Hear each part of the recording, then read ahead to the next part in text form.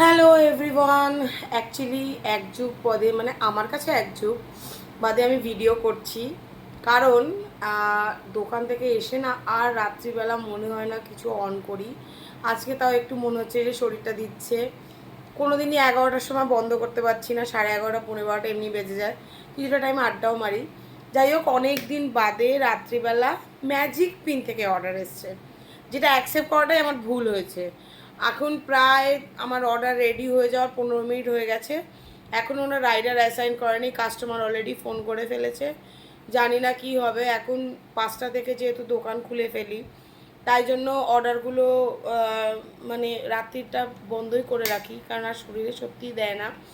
কিন্তু এটা যে কি হবে এখন জানি না।